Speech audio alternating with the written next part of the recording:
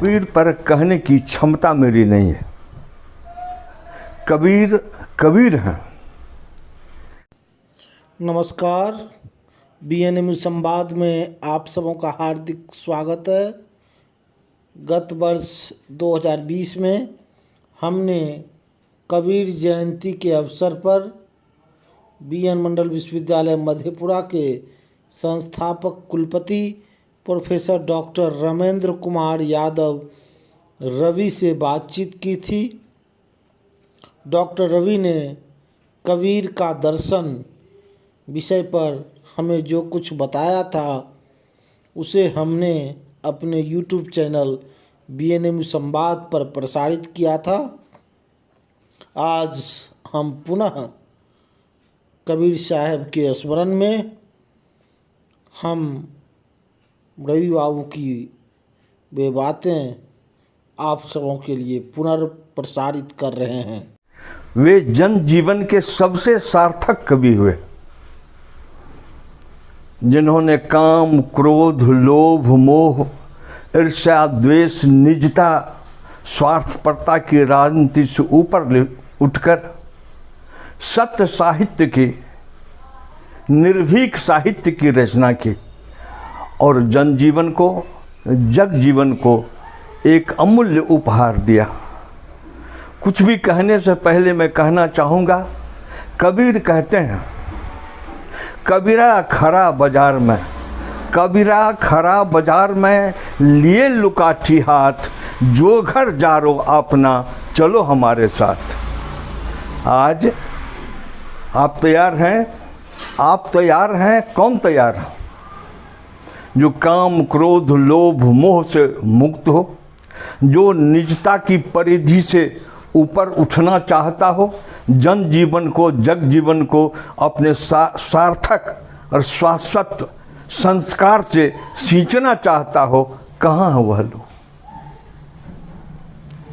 आज पढ़ता रहा हूँ, लिखता रहा हूँ और विद्वत जनों के बीच में जीवन के क्षण गुजरे हैं।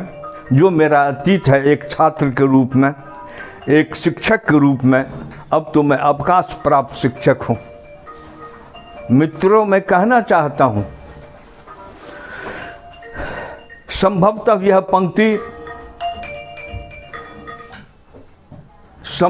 यह पंक्ति डॉक्टर हजारी प्रसाद द्विवेदी ने कही है। जहाँ तक मुझे स्मरण है, डॉक्टर हजारी प्रसाद द्विवेदी की कुछ पंक्तियाँ मैं रखना चाहूँगा, जिसे मैं बहुत बड़ा आलोचक मानता हूँ, तटस्थ आलोचक मानता हूँ।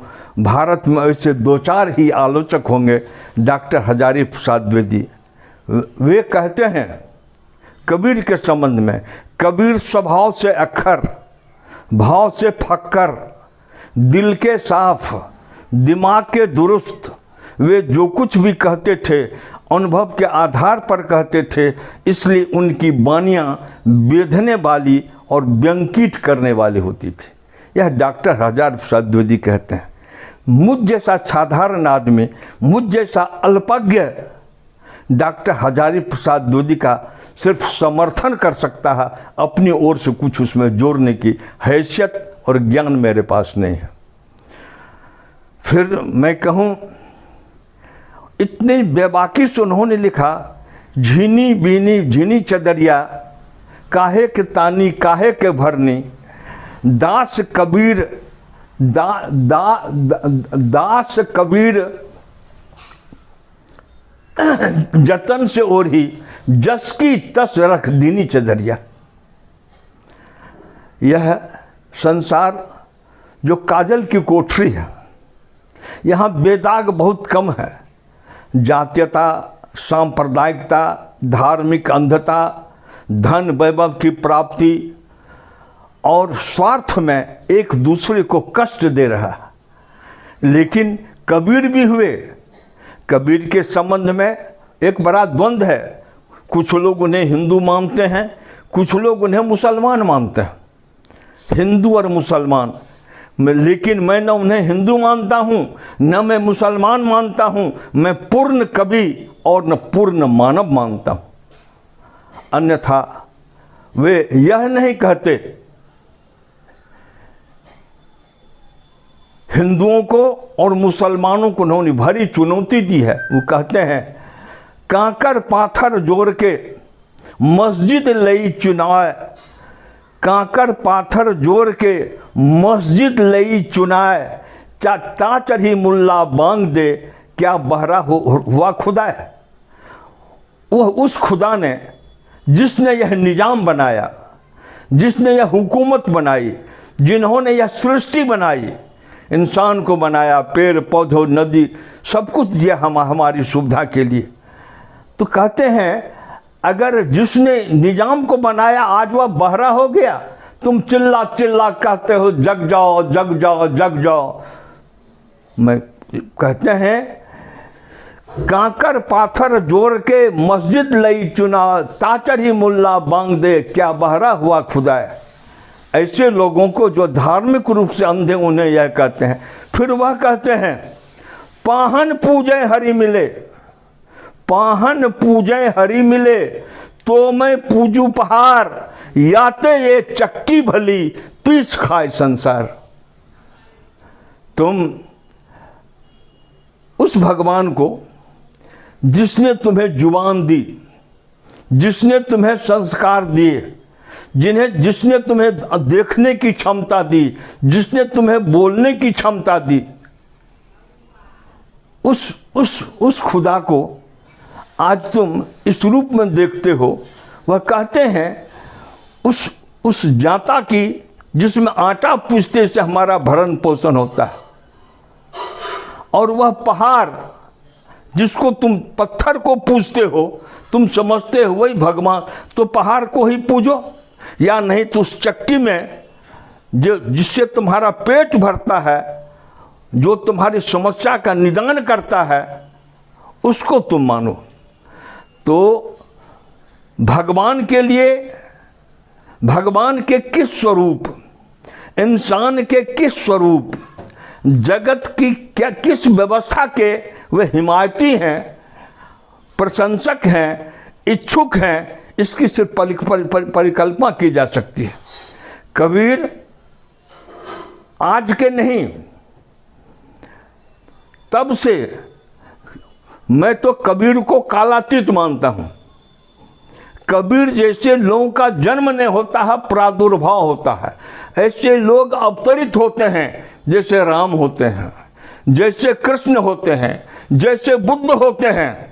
कबीर वैसे व्यक्तियों की श्रेणी में आता है, वह अवतरित हुआ है।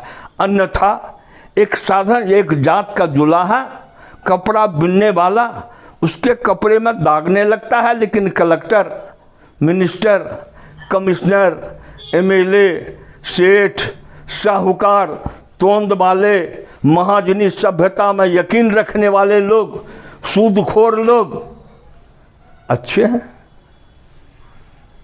इन पर दाग नहीं लगता। उन्होंने कहा दास कबीर जतन से ओरही, जस की तस धर दीनी चदरिया। हमारे कपड़े में दाग नहीं लगा, आज बेदाग कोई नहीं। कबीर चाहते हैं सभी बेदाग हों, बेलाग हों, और अपने अपने हाथों में लुकाठी लें। पहले अपना घर हम सुधरेंगे, जग सुधरेगा। हम जब तक सही नहीं होंगे, दूसरे को सही नहीं बना सकते। मैं एक उदाहरण देना चाहता हूं आप लोगों के संज्ञान में। आप दो ही प्रोफेसर बैठे हुए हैं, बड़े मेधावी हैं। एक गांव में एक साधु आया। साधु आया तो सब कोई जाते थे, हमको ये बीमारी, हमको ये दुख है, हमको ये सुख है, ठीक कर दीजिए बाबा। सबको कहते थे, सर पर हाथ देते, जाओ ठीक हो जाओगे, ये काम नहीं करना, चले जाते। एक औरत जिसके बच्चे को बहुत फोड़ा हो गया था, गूढ़ हो गया था, पीप जाता था, वह भी अपने बच्चे को लेकर के आई। उसने कहा बाबा ये बहुत गूढ़ खाता है, इससे संपूर्ण शरीर में घाव हो गया है, पीप रिस रहा है, यह शक्कर खाना नहीं छोड़ता। कहा ठीक है बेटे जाओ, एक 8 दिन के बाद आना। औरत उदास होकर बच्चे को लेकर चले गए। 8 दिन के बाद फिर वो आई, उसके माथे पर हाथ देकर साधु कहते हैं बेटे गुड़ नहीं खाया करते, इससे नुकसान होता है, तुम्हारा घाव ठीक नहीं होगा, गुड़ खाना छोड़ दो। बच्चे ने कहा अच्छा बाबा गुड़ नहीं खाऊंगा। औरत ने कहा बाबा इतनी बात तो आप उस दिन भी कह सकते थे, गुड़ नहीं खाई तो और घाव बढ़ गया है। कल की बेटी दरअसल मैं तो स्वयं गुड़ खाता था, मैं तो स्वयं गुड़ खाता था। अगर मैं कहता तो उस बात का असर इसके ऊपर नहीं होता। मैंने गुड़ का सेवन छोड़ दिया है, अब मेरी बात का असर होगा। मैं कबीर जो लिखते थे वे करते थे, जो सोचते थे वह गढ़ते थे, जो सोचते थे वही दान करते थे, वही लिखते थे। आज लोग सोचते कुछ हैं, लिखते कुछ हैं, बोलते कुछ हैं, और उनको अपना घर परिवार स्वार्थ छोड़कर कुछ दिखता नहीं है। इसलिए कबीर का जो आह्वान है, जो उन्होंने आह्वान किया है, कबीर की राह पर चलने वाले लोग, कितने लोग कबीरा बनना चाहते हैं, कितने लोग अपना घर जलाना चाहते हैं, स्वार्थों से मुक्ति चाहते हैं। हमारा देश तो ऐंग निज परोबीती गणना लघुचित साम उदार चरता नांतु वसुधैव कुटुंबकम का देश है। लेकिन आज हम लड़ाई में, झगड़े में, ईर्ष्या में, देश में, लेग पुलिंग में लगे हुए हैं। देश गिर रहा है। देश के संस्कार को समुन्नत करने के लिए मैं तो मानता हूँ, उन्होंने कहा साईं इतना दीजिए, साईं इतना दीजिए जामे कुटुंब समाए, मैं भी भूखा ना रहूं कोई साधु न भूखा जाए। परमात्मा तुम हमें इतना ही दो, मैं अन्न खा सकूं, परिवार को पाल सकूं, और मेरे यहाँ जो अतिथि अभ्यागत आए उनको भी मैं भूखा न भेजूं, उन्हें भी मैं 2 रोटी दे दूं। यह उनकी कामना थी, यह उनकी इच्छा थी। लेकिन more you have more you want, बहुत अधिक, बहुत। और यही विषमता का कारण, लड़ाई का कारण, झगड़ा का कारण, अशांति का कारण, और स्वस्थ समाज का दर्पण दिख नहीं रहा है। इसलिए कबीर जैसे लोगों के हाथ से कलम को छीन लिया गया है। मैं चाहता हूँ इस देश का हर बच्चा कबीर बने, उसकी लेखनी में कबीर की तासीर हो, तदवीर हो, तभी इस मुल्क की तस्वीर बदल सकती है। कबीर की साखी में, शबद में, रमैनी में जो कुछ देखा, समझ तो नहीं है, गहरी समझ की कमी है, लेकिन जो कुछ भी देखा, कबीर को अगर पढ़ता हूँ, कबीर को परखना चाहता हूँ, कबीर में डूबना चाहता हूँ, न उसका थाह मिलता है, न उसका किनारा मिलता है। अन्य रचनाओं को जब देखता हूँ, अन्य कवियों को, मैंने कहा जैसे कबीर को तो मैं कालातीत मानता हूँ, जैसे रामायण और महाभारत के लिए कहा जाता हुआ सार्वकालिक है, सार्वजनीन है, सार्वभौम है, और वह समस्त प्राणियों के लिए है, भविष्य के लिए है, वर्तमान के लिए है, अतीत की लिखी हुई वह चीज़। तो कबीर के साहित्य को सूर तुलसी से 1 पैसा कम स्थान में नहीं देना चाहता। मैं तो मानता हूँ लोहिया के डॉक्टर राम मनोहर लोहिया, आचार्य नरेंद्र देव, उत्तर प्रदेश के जो थे, आचार्य नरेंद्र देव, जॉर्ज फर्नांडिस, इसका जो बनता था राजनारायण, और सबसे बड़े उसमें डॉक्टर राम मनोहर लोहिया के संस्कारों पर जो समाजवाद का असर पड़ा, समाजवाद का, समाज का बाद हो, कोई आदमी भूखा न रहे, कोई व्यक्ति नंगा न रहे, कोई व्यक्ति अपनी तिजोरी न भरता रहे, उस पर कबीर की रचनाओं का असर है। 100% कबीर के संस्कार का, कबीर की रचनाओं का। भूपेन्द्र नारायण मंडल मध्य प्राच्य वैसे चले गए, कुछ जमाने हुआ। डॉक्टर राममनोहर लोहिया वैसे चले गए, जॉर्ज फर्नांडिस वैसे चले गए, राजनारायण वैसे चले गए। ऐसे लोग सच बोलते हैं। मधुलिमय वैसे चले गए। जो समाजवादी होंगे, जो कबीरवादी होंगे, जो कबीर के दर्शन में, कबीर के विचार में, कबीर के संस्कार में, कबीर की लेखनी में यकीन करेंगे, वह व्यक्ति निसंग चला जाएगा। उसके लिए संग्रह नहीं, समतुल विभाजन और बंटवारा। कोई भूखा न रहे, कोई नंगा न रहे। यह नंगों का भारत नहीं हो, भूखों का भारत नहीं हो। और यह विश्व, यह संस्कृति नंगी और भूखी ना सोए।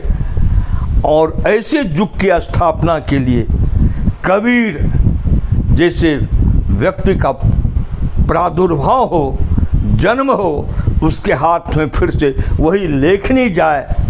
और जो जागृत, जो सुसुप्त समाज है, सोया हुआ समाज है, वह जागृत हो, वह सुरखुरू हो, वह सजग हो। और वह समाज के निर्माण में, समाज के मजबूती में उसका योगदान हो। जब तक हम स्वयं कबीर नहीं बनेंगे, कबीर की राह पर नहीं चलेंगे, दूसरे को उस राह पर नहीं ला सकते हैं। इसलिए कबीरनामा वह कबीरनामा है, वह जगनामा बने, जनमाना बने, जन के लिए, जग के लिए वह कबीरनामा हो। यह परमात्मा से प्रार्थना करता हूँ।